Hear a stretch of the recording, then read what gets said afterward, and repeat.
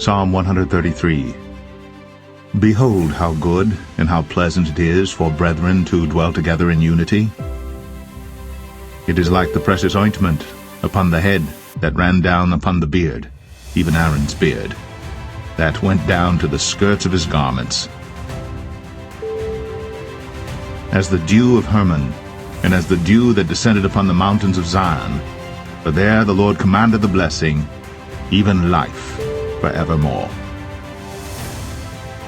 Then Jesus came to them and said, All authority in heaven and on earth has been given to me. Therefore go and make disciples of all nations, baptizing them in the name of the Father, and of the Son, and of the Holy Spirit. Going real quick, sorry to cut you off on it, but all this is going to go, I think everything, I'm going to go back to Kevin comment earlier when he said, forget the politics, forget the man, one, my opinion and second opinion. And if you look at that point that he said, compared to everything that we've been talking about, everything else is a smoke screen. You know what it is? All this politics, all this other, well, you guys 100% smoke screen. Because at the end of the day, I don't care if it's who's in the blue, who's in the red. Like I said last week, that's just a figurehead.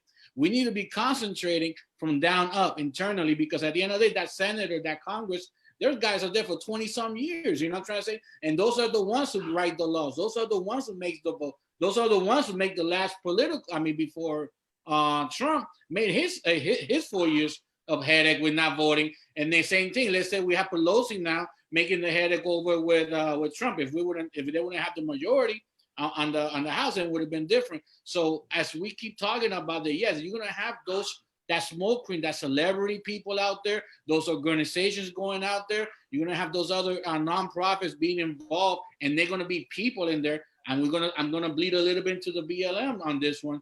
You know what I mean? And it's like, I know the point of views, but we can probably all agree there's people in those protests and those organizations who are not there for the values of those organizations and making things look bad. Another smoke screen going out there.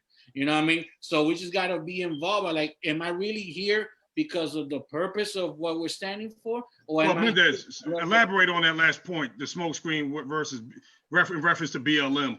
You know. Well, at the end of the day, I mean, original organization, we can go to any time. I mean, we can go with guerrillas in Latin America.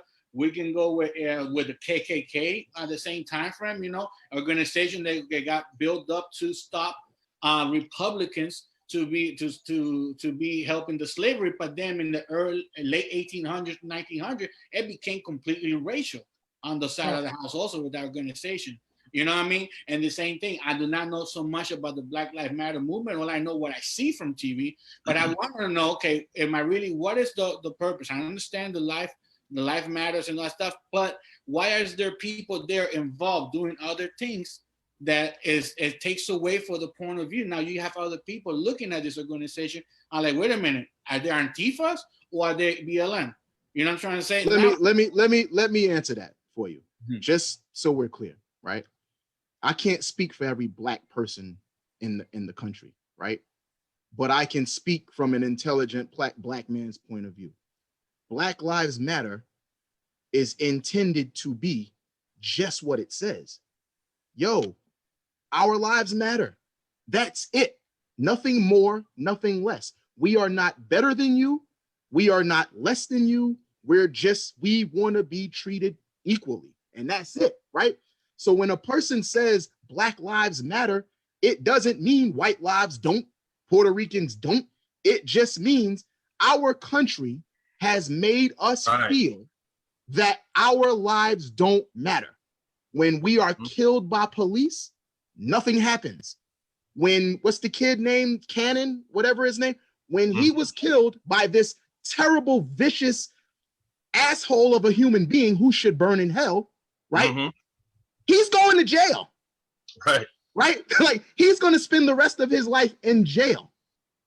Like, for us, for Black people, when we are killed by other Black people, because that's the other argument that non-Blacks like to throw at us. Well, you guys kill each other. We sure fucking do, right? Like, just like every other race, white people kill white people, Puerto Ricans kill Puerto Ricans, Black people kill Black people. Why are we discussing it, right? It's a given. But for us, when we are killed by police, nothing happens to them. When a black man, if I kill Mark, I'm going to jail.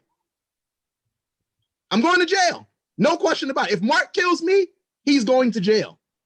All we ask for is when a cop or someone who is sworn to protect us crosses the line and goes to an extreme and kills someone who doesn't deserve to be killed, send them to jail. Exactly. Mm-hmm. That's it. You know, in Iraq, you had this. I know this definitely happened in my unit. You know, there was guys that went back to be court-martialed because of supposedly they mishandled, you know, people over there. During that time, y'all remember how crazy it was. Terrorists and people have more rights and in an Iraq war than black men here on American soil.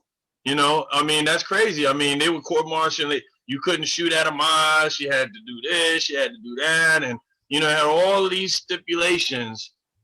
Okay. And then over here, Breonna Taylor is shot in the house. Tamir Rice, everybody forgot about him when we were sitting there saying, you know, Cannon, and nothing against that child. I think it was a disservice to him and his family because it was so politicized what they were doing to that child that he no longer became rest in peace to this beautiful boy, but a symbol instead. And so because he became a symbol, there was so much pushback from the opposing side at that point.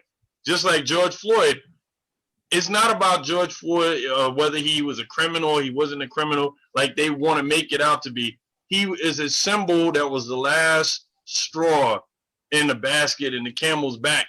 And that's what people are not understanding. When they're going, yeah, well, you know, George Floyd, I see it even in these military groups. It's so hurtful. I sit in some of these military groups and I watch how men that are currently serving or former served men talk about black people, call us jungle bunnies, call us all kinds of crazy stuff.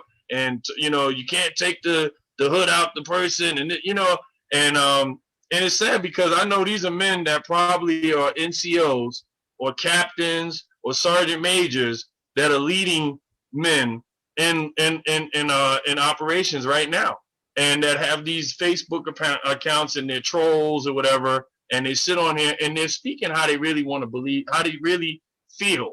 And this is one last thing I'm gonna lead this, but I don't want to blank broad brush anything, but at one point when I was in Iraq, it was nigger in the wire, sergeant call him out the wire. You see what I'm saying? When I was in the wire, you know, there was disrespect and there was sneaky stuff happening.